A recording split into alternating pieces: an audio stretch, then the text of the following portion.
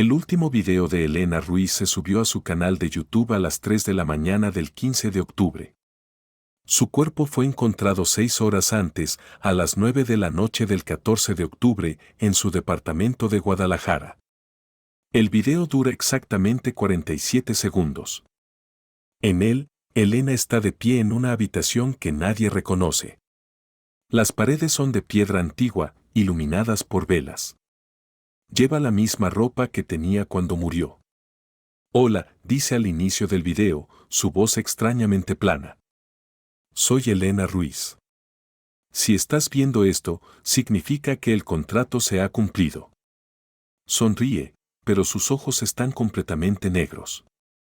Pasé 3 semanas buscando la verdad sobre la hacienda del diablo. La encontré. O mejor dicho, ella me encontró a mí.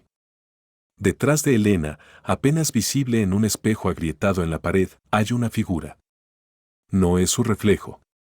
Es algo con cuernos, sonriendo. Los contratos escritos en sangre nunca expiran, continúa Elena. Solo cambian de mano. Y ahora. Se acerca a la cámara. Sus ojos negros llenan la pantalla. Ahora tú estás leyendo estas palabras. Tú estás interesado. Tú quieres saber más. La pantalla parpadea. Eso es todo lo que se necesita. Un poco de curiosidad. Un poco de ambición. Y él vendrá por ti también. El video termina abruptamente. La policía declaró la muerte de Elena como suicidio, a pesar de que no había señales de trauma y las cámaras de seguridad de su edificio mostraron que no salió de su departamento durante 3 días antes de su muerte. Su teléfono mostró que había estado en Jalisco la semana anterior, específicamente cerca de un pueblo llamado Ameca. Y en su diario, encontraron esta última entrada: mañana voy a la hacienda del diablo. Dicen que nadie que firma el libro sale igual. Voy a descubrir la verdad.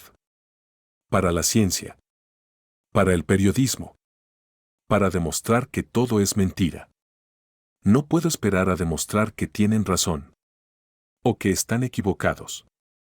De cualquier manera, será la historia de mi carrera. Esta es esa historia. La que Elena nunca pudo contar. Pero que alguien, o algo, quiere que escuches. Capítulo 1. La investigación.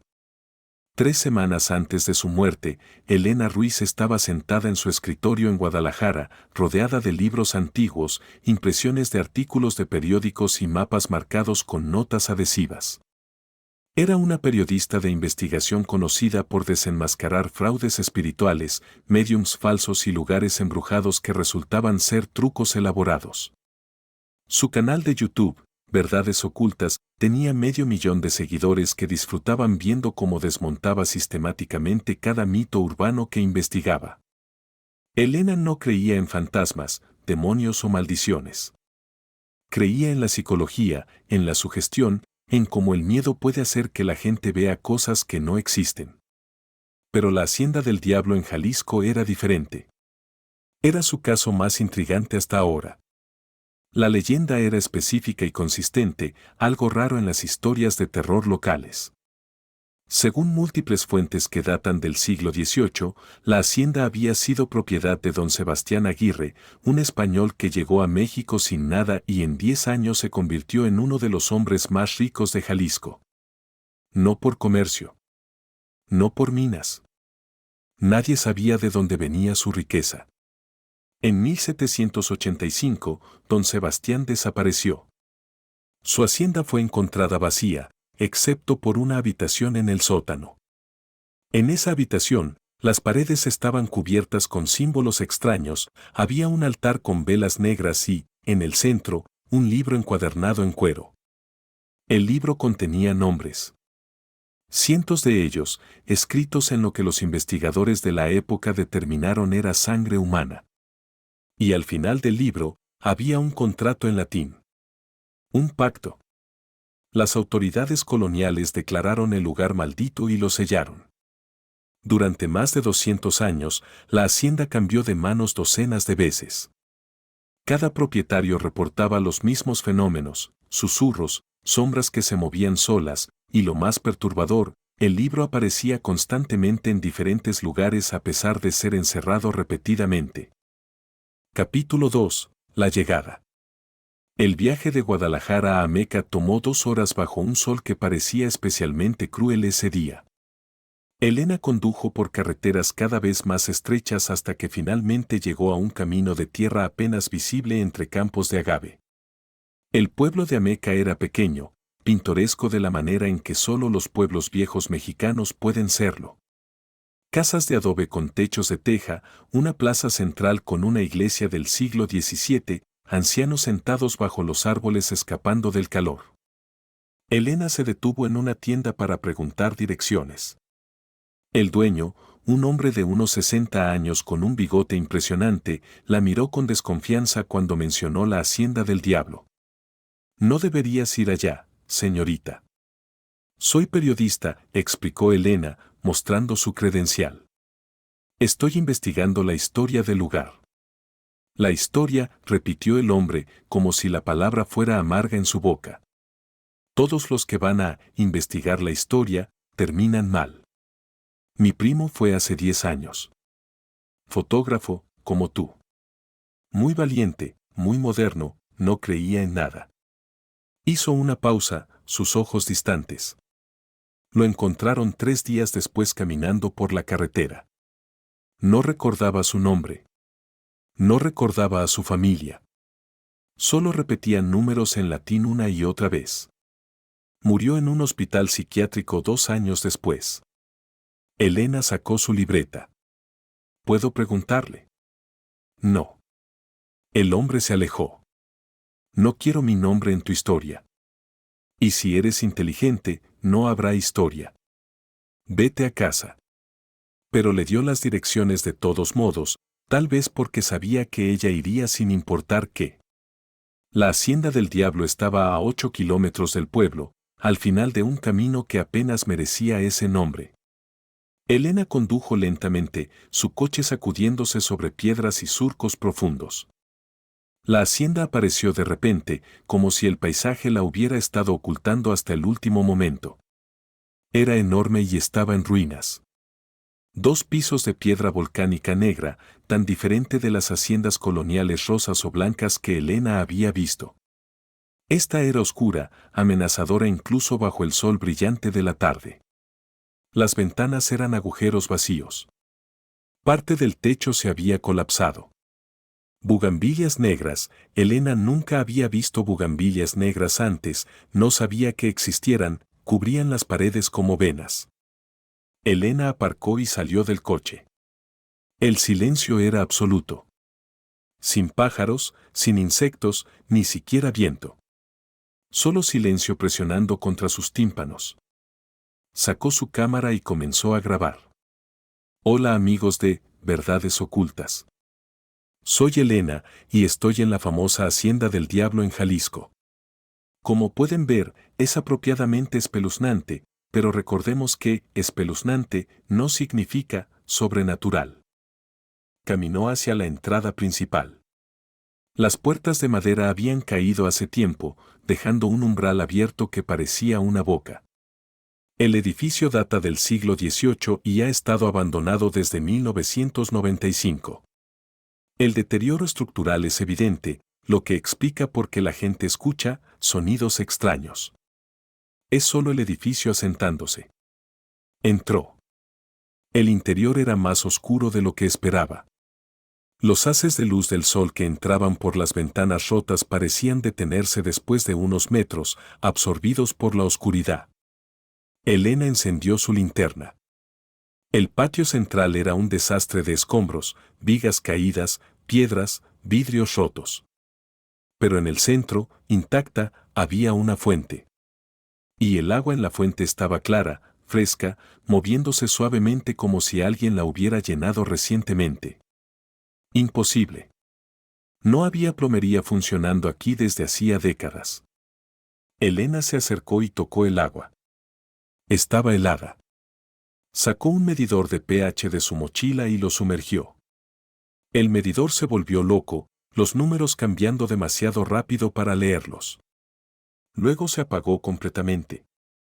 Interesante, murmuró Elena, guardando el medidor roto. Tal vez hay minerales inusuales en el agua afectando el equipo electrónico. Pero su teléfono, que había tenido señal perfecta afuera, ahora no mostraba nada. Ni señal, ni wifi, ni siquiera podía acceder a sus archivos almacenados localmente. La pantalla parpadeaba con estática. Elena intentó encenderlo de nuevo. Nada. Batería muerta, a pesar de que estaba completamente cargado hacía 10 minutos. Ok, se dijo a sí misma. Campo electromagnético inusual. Probablemente hay metal en las paredes o algo enterrado debajo que interfiere con la electrónica. No es paranormal. Es física. Pero su voz sonaba demasiado fuerte en el silencio. Y cuando se detuvo de hablar, el silencio que regresó no era vacío. Había algo en él. Un peso. Una presencia. Elena se sacudió. Sugestión. Exactamente el tipo de trampa psicológica que había advertido a otros sobre ella. Consultó el mapa que había impreso, gracias a Dios por las copias en papel. El sótano estaba accesible a través de una puerta en el ala este. Necesitaba encontrar esa puerta antes de que oscureciera. Caminó a través de corredores en ruinas, su linterna cortando la oscuridad. Las paredes estaban cubiertas con grafiti moderno mezclado con lo que parecían grabados muy antiguos. Símbolos que no reconocía. Encontró la puerta del sótano en una habitación al final de un pasillo. Era de madera oscura, sorprendentemente intacta comparada con todo lo demás. Y estaba cerrada con un candado que parecía nuevo. Alguien había estado aquí recientemente. Alguien que no quería que la gente bajara. Elena examinó el candado. Era barato, el tipo que podrías comprar en cualquier ferretería. Sacó una palanca de hierro de su mochila y lo rompió con un golpe. El candado cayó al suelo con un tintineo que resonó más fuerte de lo que debería. Elena empujó la puerta. Se abrió en silencio perfecto, sin chirridos a pesar de su edad. Y del otro lado, escalones de piedra descendían hacia una oscuridad que su linterna apenas podía penetrar. Del sótano subía un olor. No a humedad o moho como esperaba. Era dulce, casi como incienso. Y debajo de eso, algo metálico. Como cobre. Como sangre. Elena respiró profundo, grabó todo con su cámara y comenzó a descender. Detrás de ella, sin que lo notara, la puerta se cerró suavemente. Y en las paredes del pasillo que acababa de dejar, las sombras comenzaron a moverse, formando figuras. Figuras que la seguían.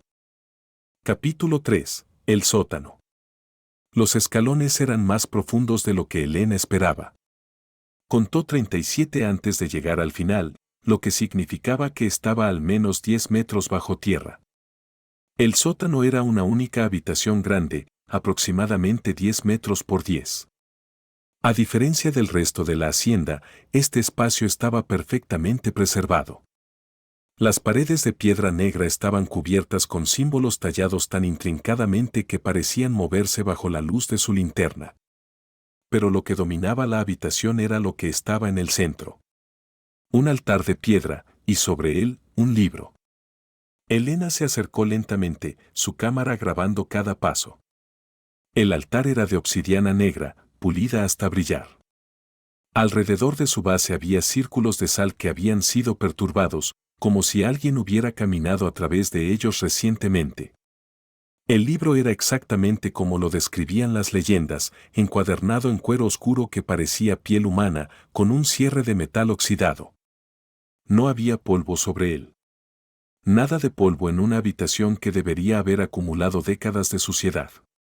Elena extendió la mano para tocarlo, luego se detuvo. Sacó guantes de látex de su mochila y se los puso. Si había toxinas, no iba a absorberlas por la piel. Abrió el libro. Las primeras páginas estaban llenas de nombres escritos en una caligrafía elaborada que cambiaba de página a página. Diferentes manos, diferentes épocas. Algunos nombres eran españoles antiguos, otros más modernos. Reconoció algunos apellidos de familias prominentes de Jalisco. Cada nombre tenía una fecha al lado. Y después de cada nombre, una anotación, cumplido. Elena pasó las páginas, fascinada a pesar de su escepticismo. Esto era historia real, documentación de algo. Tal vez una sociedad secreta, una especie de club exclusivo para la élite colonial. Llegó a las páginas finales. Había espacio para más nombres, líneas en blanco esperando ser llenadas. Y en la última página, escrito en latín, estaba el contrato. Elena había estudiado latín en la universidad.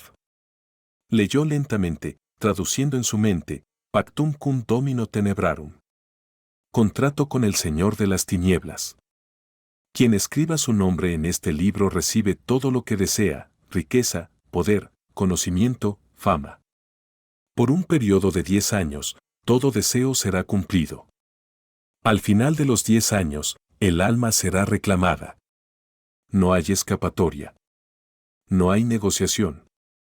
El contrato es absoluto. Para activar el contrato, escribe tu nombre con tu propia sangre y pronuncia las palabras, acepto los términos. Una vez activado, el contrato no puede ser roto excepto por. La siguiente línea estaba borrada, raspada del papel como si alguien no hubiera querido que fuera legible. Elena sintió un escalofrío. Esto era más elaborado de lo que esperaba. Alguien había puesto mucho esfuerzo en esta estafa. Y si la gente realmente creía que esto funcionaba, si firmaban con su sangre. Sacó su teléfono para tomar fotos, luego recordó que estaba muerto. Miró su cámara. También apagada. Todas sus baterías de repuesto, descargadas. Ok, dijo en voz alta, tratando de mantener la calma. Campo electromagnético fuerte. Muy fuerte. Eso es. Inusual pero no imposible. Se quitó los guantes para buscar su libreta en la mochila. Su mano rozó la página del libro. El momento en que su piel tocó el papel, sintió algo. Una corriente eléctrica, pero no dolorosa. Cálida. Casi placentera. Y escuchó una voz. No con sus oídos. En su mente. Clara como si alguien estuviera de pie junto a ella susurrando directamente en su cerebro. Elena Ruiz. Periodista. Buscadora de verdades. ¿Qué es lo que realmente deseas? Elena se alejó del libro bruscamente, su corazón latiendo salvajemente. ¿Quién está ahí? Silencio. Sé que hay alguien aquí. Parlantes ocultos, proyección de voz, lo que sea. Muy inteligente, pero no me voy a asustar. La voz regresó, más fuerte ahora. No es miedo lo que siento en ti. Es ambición. Quieres la historia grande. La que te hará famosa. La que probará que eres más que una youtuber de videos de fantasmas. Elena sintió que su sangre se enfriaba. ¿Cómo podían saber eso? Nadie sabía sobre su reunión rechazada con Seanan la semana pasada. Nadie sabía sobre el correo de Netflix que nunca respondió diciendo que su contenido era interesante pero no suficientemente mainstream. ¿Quién eres?, preguntó, su voz apenas un susurro. Los nombres tienen poder. Llámame lo que quieras. Algunos me llaman Lucifer. Otros, Mefistófeles. Los aztecas me conocían como Tezcatlipoca. Los nombres cambian. El contrato permanece. No eres real. Esto es. Es una alucinación. Gas en el sótano, hongos, algo. Entonces escribe tu nombre. Si no soy real, ¿qué daño puede hacer? Es solo papel. Tinta. Una superstición tonta. Elena miró el libro. Su mente racional gritaba que se fuera, que subiera las escaleras, que saliera de este lugar. Pero otra parte, una parte más oscura, susurraba, ¿y si es real? ¿Y si realmente pudieras tener todo lo que quieres? Piénsalo, continuó la voz, ahora seductora, razonable. 10 años de éxito garantizado. Tu programa en televisión nacional. Libros bestsellers. Respeto. Reconocimiento. Y después de 10 años. ¿Quién sabe? Tal vez encuentras la salida que fue borrada. Eres inteligente. Investigadora. Si alguien puede romper un contrato, eres tú. No, dijo Elena, pero su voz sonaba débil incluso a sus propios oídos. Mira a tu alrededor. Todos esos nombres. Todos lo hicieron. Y muchos vivieron sus 10 años completos en gloria antes de pagar. Algunos incluso encontraron formas de extender el tiempo. Don Sebastián duró 15 años antes de que lo alcanzara. Elena sacudió su cabeza, tratando de aclarar sus pensamientos. Esto era ridículo. Estaba teniendo una conversación con su propia imaginación. Pruébalo, susurró la voz. Una prueba pequeña. Escribe tu nombre. Si no pasa nada, tienes tu historia. Periodista valiente desafía leyenda urbana. Si algo pasa. Bueno, entonces también tienes tu historia, ¿no? La lógica era retorcida, pero en su estado confuso, casi tenía sentido. Elena encontró un alfiler en su mochila, uno que usaba para recoger muestras. Antes de que pudiera detener a sí misma, se pinchó el dedo. Una gota de sangre apareció, perfectamente roja bajo la luz de su linterna. No lo hagas, se dijo a sí misma. Elena, no lo hagas. Pero su mano ya se estaba moviendo, tocando la página en blanco. Y escribió, Elena Ruiz. El momento en que las letras se formaron, el libro brilló. No con luz visible, sino con algo más oscuro. Las letras de sangre se absorbieron en el papel, hundiéndose más profundo, convirtiéndose en parte del libro mismo. Ahora, dijo la voz, y Elena sintió que no tenía elección, como si las palabras fueran arrancadas de su garganta contra su voluntad, di las palabras. Acepto los términos, susurró Elena. Y el mundo cambió. Capítulo 4. El despertar. Elena despertó en su coche. El sol se estaba poniendo. Miró su reloj, 6:47 de la tarde. Había estado en el sótano solo 20 minutos según su memoria, pero habían pasado casi 4 horas. Su teléfono estaba encendido, completamente cargado. Todos sus equipos funcionaban perfectamente. Y en su mente había un conocimiento que no tenía antes. Sabía exactamente qué historia investigar a continuación. Sabía qué fuentes contactar. Sabía qué preguntas hacer. Era como si alguien hubiera descargado información directamente en su cerebro. También había un mensaje en su teléfono. De un número desconocido. Bienvenida al contrato, Elena. Tienes 10 años a partir de hoy. Usa el tiempo sabiamente. S. Elena sintió pánico elevándose en su garganta. ¿Qué había hecho? ¿Había realmente firmado algo? Miró sus manos. El pinchazo en su dedo había desaparecido. Ni siquiera una marca. Tal vez había sido un sueño. Una alucinación por hongos en el sótano. Se había desmayado, había tenido un viaje de mal trip y ahora estaba despierta. Eso era todo.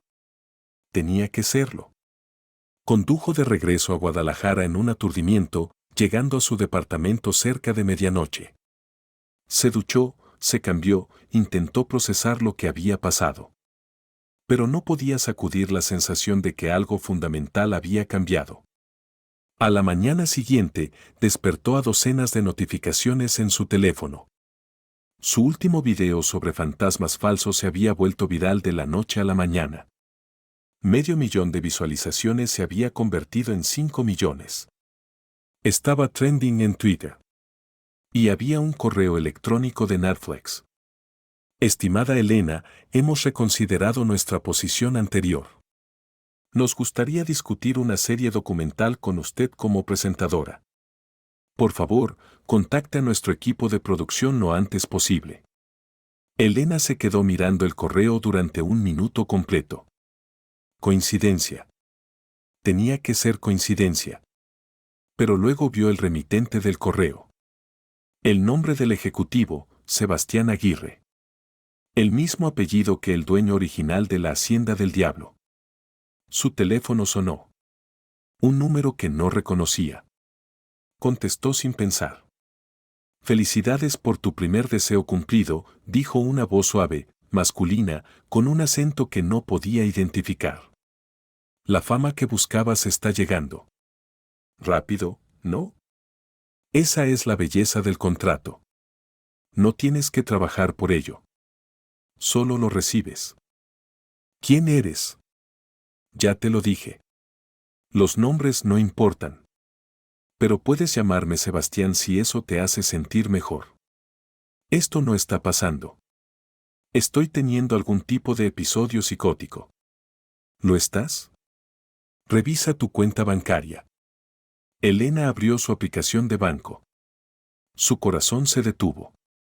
Había un depósito de 2 millones de pesos. El remitente, pago por servicios de consultoría, S. Aguirre. No acepté ningún dinero, susurró.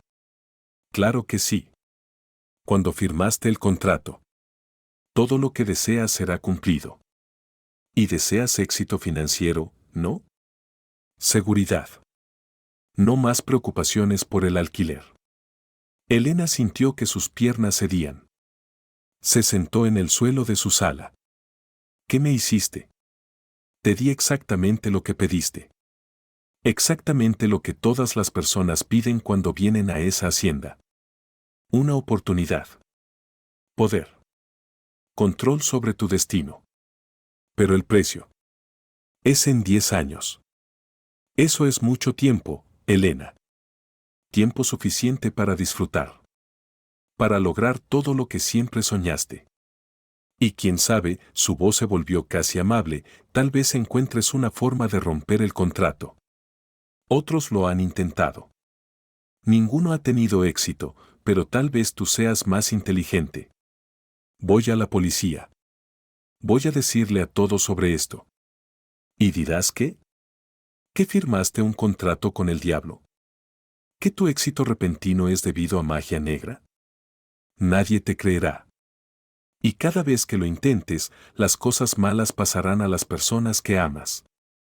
Como para demostrar su punto, el teléfono de Elena vibró con un mensaje de texto de su madre. Elena, ¿estás bien? Acabo de tener una sensación terrible. Por favor, llámame. No te atrevas, siseó Elena al teléfono. No haré nada. Siempre y cuando tú no hagas nada. Vive tu vida.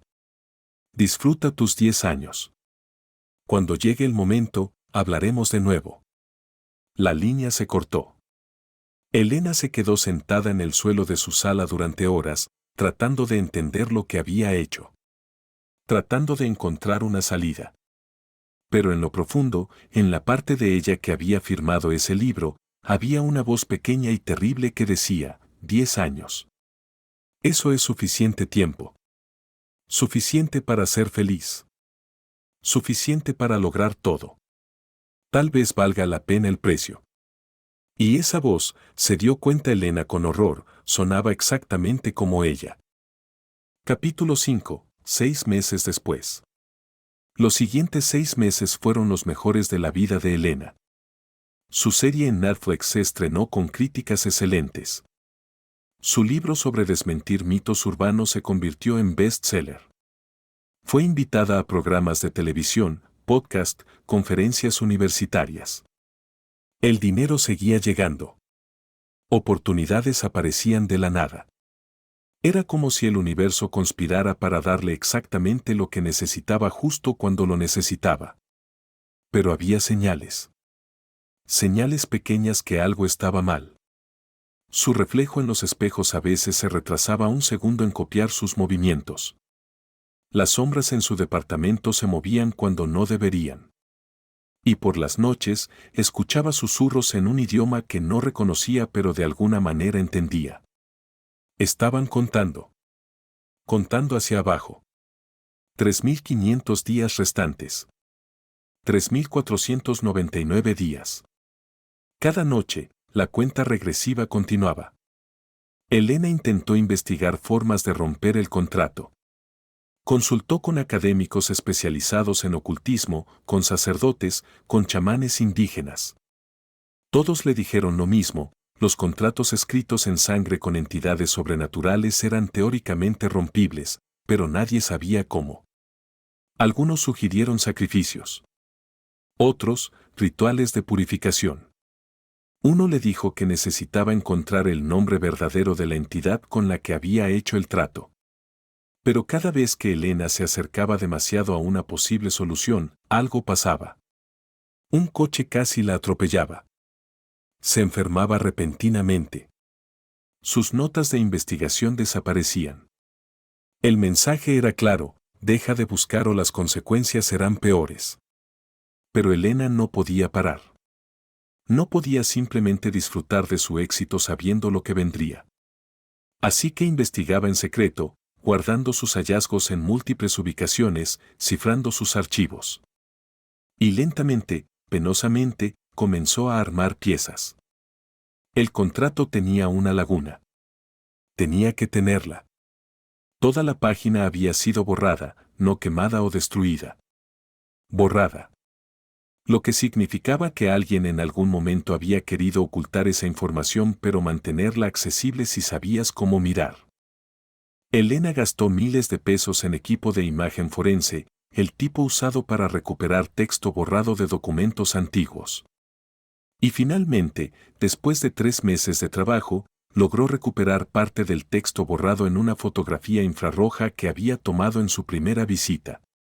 Puede ser roto excepto por el arrepentimiento verdadero. El que firma debe regresar al lugar del pacto, debe destruir su propio nombre del libro con llama sagrada y debe ofrecer algo de igual valor que lo que recibió. Elena leyó las palabras una y otra vez. Arrepentimiento verdadero. Llama sagrada. Algo de igual valor. Arrepentimiento era fácil. Ya se arrepentía profundamente. ¿Pero llama sagrada? ¿Y algo de igual valor? Había recibido fama, fortuna, oportunidades. ¿Cómo devuelves eso? ¿Cómo ofreces algo de igual valor que tu alma? Decidió que necesitaba regresar a la hacienda del diablo. Necesitaba ver el libro de nuevo, necesitaba entender completamente qué había firmado. Programó un viaje de regreso a Jalisco, diciendo a su agente que necesitaba investigar una nueva historia. Pero la noche antes de su partida, tuvo un sueño. Estaba de vuelta en el sótano. El libro estaba abierto en la página con su nombre. Pero alrededor de su nombre había otros nombres. Docenas de ellos, conectados al suyo con líneas rojas como una red. Esas son las personas que se beneficiaron de tu éxito, dijo la voz de Sebastián. Tu productor en Netflix que fue promovido porque tu show fue exitoso. Tu editor que ganó un bono por tu libro. Los invitados en tu podcast cuyas carreras mejoraron por aparecer contigo. Tu madre, que finalmente pudo jubilarse con el dinero que le enviaste. Elena miró la red de nombres, horrorizada. Si rompes el contrato, continuó Sebastián, todo lo que ganaste se revierte. No solo para ti. Para todos ellos también. Tu productor será despedido. Tu editor perderá su casa. ¿Y tu madre? La imagen cambió. Su madre, en un hospital, conectada a máquinas. El tratamiento para su corazón que pagaste hace 3 meses. Si el dinero nunca existió, el tratamiento nunca ocurrió. ¿Y su corazón? No, gritó Elena. Esto es mentira. Manipulación. Es consecuencia. Cada acción tiene una. Firma un contrato, la gente se beneficia. Rompe el contrato, la gente sufre. ¿Realmente estás dispuesta a destruir todas esas vidas para salvar tu alma? Elena despertó sollozando. El dilema era perfecto. Romper el contrato significaba no solo perder todo lo que tenía, sino hacer daño a las personas que amaba. No romperlo significaba condenarse en 10 años. No había forma de ganar. A menos que... Una idea comenzó a formarse en su mente. Era terrible. Era arriesgada. Pero tal vez, solo tal vez, era la única forma. Si el contrato requería algo de igual valor, entonces Elena sabía exactamente qué ofrecer. No su alma después de 10 años. Su alma ahora. Capítulo 6. El regreso. Elena condujo de regreso a la hacienda del diablo en una tarde nublada. Esta vez, no trajo equipo de investigación. Solo una mochila con 3 cosas, el libro de investigación que había compilado, una vela bendecida por un sacerdote y una carta de despedida para su madre. El pueblo de Ameca parecía desierto cuando pasó. Las calles estaban vacías, las ventanas cerradas. Como si la gente supiera que algo iba a pasar y habían decidido esconderse. La hacienda se veía aún más siniestra bajo el cielo gris. Las bugambilias negras habían crecido, cubriendo casi toda la fachada. Y ahora Elena podía ver lo que había pasado por alto la primera vez, las flores formaban patrones. Símbolos. Los mismos que había visto tallados en las paredes del sótano. Aparcó y se quedó sentada en el coche por un momento, reuniendo coraje. Este era probablemente un suicidio. Pero si su teoría era correcta, si ofrecía su alma voluntariamente ahora en lugar de esperar los 10 años, tal vez podría negociar. Tal vez podría comprar la libertad de todas esas personas conectadas a ella. Era una apuesta loca. Pero era la única que tenía. Entró en la hacienda. Esta vez, el silencio no parecía vacío. Parecía expectante. Como si el edificio estuviera esperando por ella. Caminó directamente al sótano. La puerta estaba abierta, invitándola. Bajó los 37 escalones. El sótano estaba exactamente como lo recordaba. El altar de obsidiana. El libro. Pero ahora había velas encendidas, aunque Elena no había visto a nadie. Y de pie junto al altar había un hombre. Era joven, tal vez 30 años, increíblemente atractivo de una manera que era casi antinatural. Vestía un traje moderno perfectamente cortado. Sus ojos eran completamente negros, como los de Elena en su último video. Elena, dijo con una sonrisa. Sabía que regresarías. Sebastián, supongo. Entre otros nombres. Se inclinó ligeramente. Estás aquí para romper el contrato. Estoy aquí para hacer una oferta. Eso pareció sorprenderlo. ¿Una oferta? El contrato ya está hecho. Los contratos se pueden renegociar si ambas partes están de acuerdo. Elena sacó su investigación. Pasé 6 meses estudiando esto. Contratos demoníacos, pactos sobrenaturales, cada caso documentado en la historia. Y encontré algo interesante. Sí. Cada contrato tiene una laguna. Una forma de escape. La tuya es el arrepentimiento verdadero y un sacrificio de igual valor. Elena respiró profundo. Así que esto es mi oferta, toma mi alma ahora. No en 10 años. Ahora. Pero a cambio, libera a todas las personas conectadas a mi éxito. Déjalas mantener todo lo que ganaron. Solo llévame a mí. Sebastián la miró durante un largo momento, su expresión ilegible. Luego se rió. No una risa malévola, sino genuinamente divertida. Oh, Elena. Eres inteligente, pero no entiendes cómo funciona esto. Se acercó a ella. No quiero tu alma ahora. Es aburrido. Sin sabor. Lo que quiero es verte vivir con el conocimiento de lo que viene. Verte intentar disfrutar tu éxito sabiendo que es temporal. Verte convertir lentamente en alguien que racionaliza, que dice 10 años es suficiente, que se vuelve corrupta por el poder que tienes. Tocó su mejilla. Su mano estaba helada. El sufrimiento no es el castigo, Elena. La espera es el castigo. Y no puedes negociar tu salida de eso. Entonces, dijo Elena, su voz temblando pero firme, destruiré mi nombre del libro. Sacó la vela bendecida y la encendió. No puedes, dijo Sebastián, pero había una nota de incertidumbre en su voz por primera vez. Elena se acercó al libro, la llama acercándose a la página donde su nombre estaba escrito en sangre seca. Si quemo mi nombre, el contrato es nulo. Yo pierdo todo, pero todos los demás quedan libres. Y tú pierdes tu apuesta. También pierdes tu vida, dijo Sebastián. La llama sagrada quema más que papel. Quema la conexión entre tu cuerpo y tu alma. Morirás en el momento en que la llama toque tu nombre. Lo sé. Elena sostuvo la llama sobre el libro. Pero prefiero morir como yo misma que vivir 10 años como tu títere.